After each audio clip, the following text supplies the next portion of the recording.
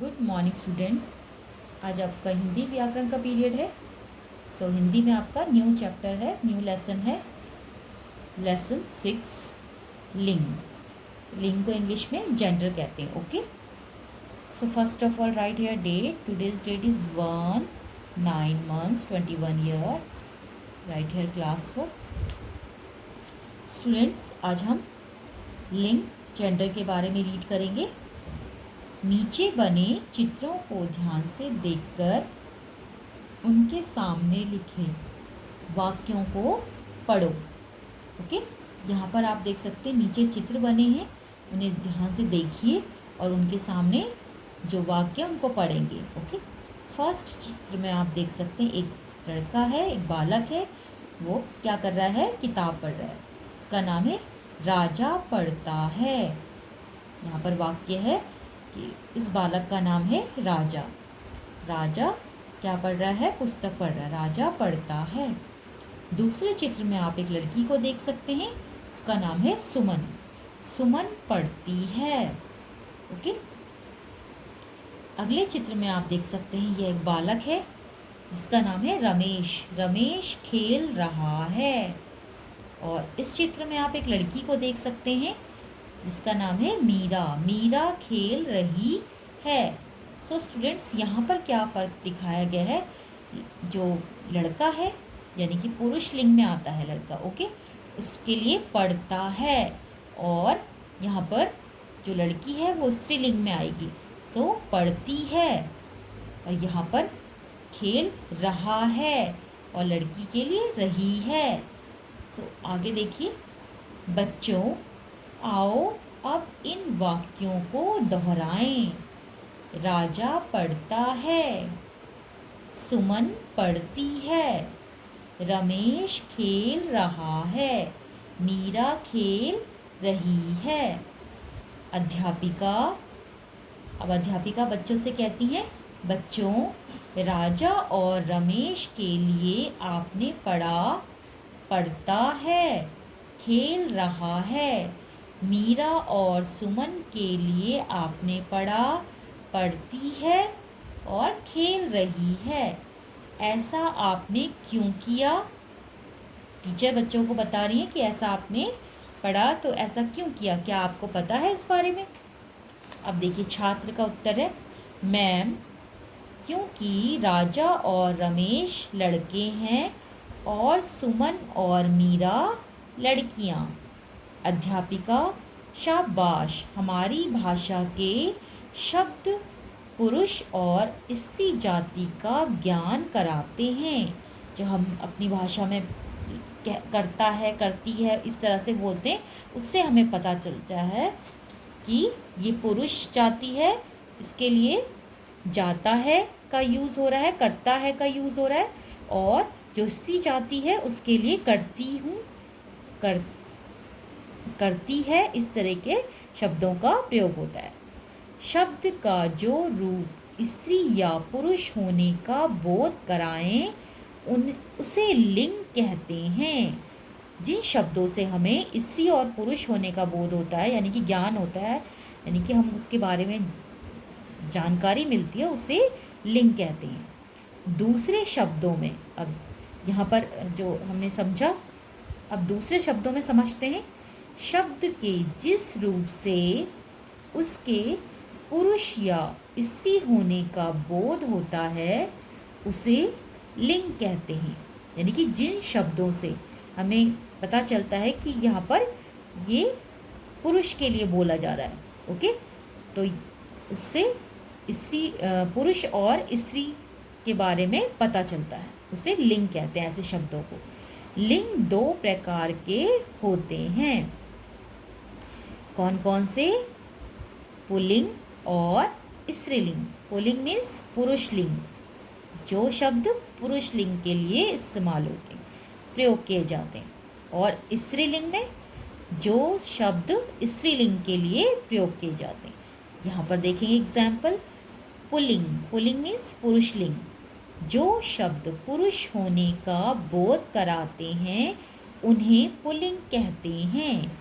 यानी कि जिनसे हमें पुरुष होने के बारे में पता चलता है, जानकारी मिलती है, उन्हें पुल्लिंग कहते हैं। जैसे लड़का, दर्जी, धोबी, अध्यापक, शेर, चूहा आदि ऐसे शब्द ये क्या है बच्चों, पुरुष लिंग का बोध करा रहे हैं। ये शब्द सभी पुरुष लिंग के शब्द हैं। ओके, स्त्रीलिंग में देखिए, जो शब्द स्त्री होने का बोध कराते हैं उन्हें स्त्रीलिंग कहते हैं। जैसे लड़की, दर्जन, धोबिन, अध्यापिका, शेरनी, चुहिया आदि ये शब्द स्त्री जाति के लिए प्रयोग किए जाते हैं। ओके, नेक्स्ट देखिए अगले पेज में, आइए कुछ पुल्लिंग स्त्रीलिंग शब्द को पढ़ें। यहाँ पर कुछ पुल्लिंग और कुछ स्त्रीलिंग शब्द दिए गए हैं, उन्हें पढ़ते। बालक का स्त्रीलिंग होगा बालिका। गायक पुल्लिंग यानी कि पुरुष लिंग में आता है, तो स्त्रीलिंग हो जाएगा गायिका। अभिनेता पुल्लिंग और स्त्रीलिंग अभिनेत्री। बेटा पुल्लिंग और बेटी स्त्रीलिंग। मौसा का मौसी, लेखक का लेखिका, पिता का स्त्रीलिंग माता, बिल्ली का स्त्रीलिंग यहाँ पर गलत दिया गया है, यहाँ पर बिलाव आना चाहिए और इसका स्त्रीलिंग होगा बिल्ली।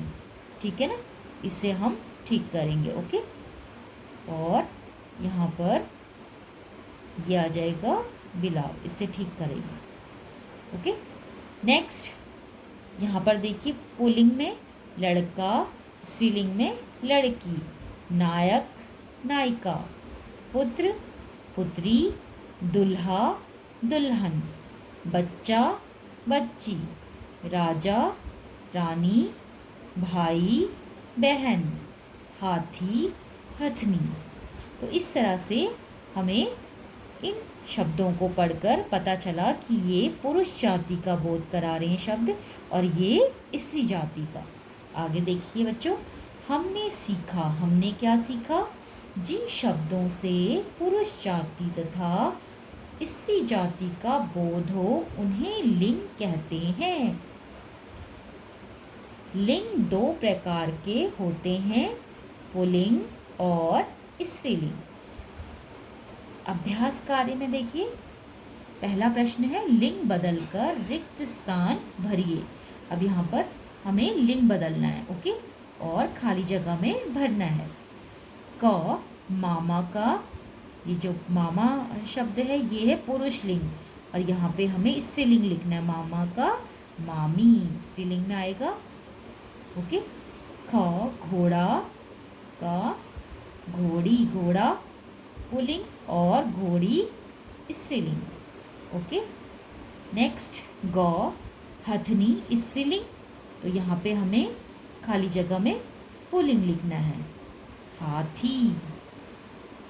ठीक है, इस तरह से।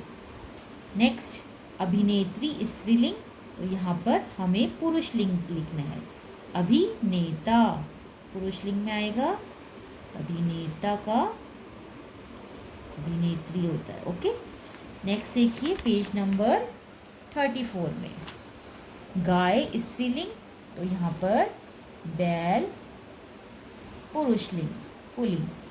च में देखिए बिल्ली स्त्रीलिंग, तो यहाँ पर बिलाव पुरुष लिंग पुल्लिंग। ओके, झ लेखिका स्त्रीलिंग है, तो यहाँ पर हमें क्या लिखना है, लेखक पुरुष लिंग। ओके, और इसी तरह से जौ गायक पुरुष लिंग है पुल्लिंग है और यहाँ पे हमें स्त्रीलिंग लिखना है, गायिका। अगला प्रश्न देखिए, नीचे लिखे शब्दों को सही बैग पर लिखिए। यहाँ पर दो बैग दिए गए हैं, एक में हमें पुल्लिंग वाले शब्द लिखने हैं और दूसरे में हमें स्त्रीलिंग वाले शब्द लिखने हैं। यहाँ से छांटकर हमें सही जगह में पुल्लिंग लिखने हैं और सही जगह में स्त्रीलिंग। पहला शब्द है हमारा बैल, जो कि आएगा पुल्लिंग में। ओके, और उसके बाद राजा, ये भी हमारा पुल्लिंग में आएगा। हाथी, ये भी हमारा पुल्लिंग में आएगा। इसके बाद बिलाव, ये भी हमारा पुल्लिंग में आएगा। और अगला है हमारा नाना, ये भी हमारा किस में आएगा? पुल्लिंग में आएगा। अब स्त्रीलिंग में कौन कौन से आएंगे? बैल का यहाँ पर हम लिखेंगे गाय, ये स्त्रीलिंग में आएगा। राजा का हम लिखेंगे यहाँ पर रानी, ये भी स्त्रीलिंग में आएगा। हाथी, यहाँ पर हथनी, ये भी स्त्रीलिंग में आएगा। और बिलाव का बिल्ली, ये भी क्या आएगा? स्त्रीलिंग में आएगा। और यहाँ पर देखिए अगला हमारा जो बचा है वो है शेरनी, ये आएगा स्त्रीलिंग में। ओके, तो इस तरह से हमने पुल्लिंग और स्त्रीलिंग पूरा किया। प्रश्न नंबर 3 में आ जाइए। सही शब्द छांटकर वाक्य पूरे कीजिए। अब हमें यहाँ से सही शब्द चुनने हैं और इन वाक्यों में भरना है। देखिए, मैंने बड़े डैश पर सवारी की, हाथी या हथनी? मैंने बड़े हाथी पर सवारी की, हथनी पर सवारी की नहीं आएगा, मैंने बड़े हाथी। ओके, सही शब्द है हाथी पर सवारी। डैश सर पर दौड़ रहा है, रहा है किसके लिए आया है? घोड़ा या घोड़ी? घोड़ा।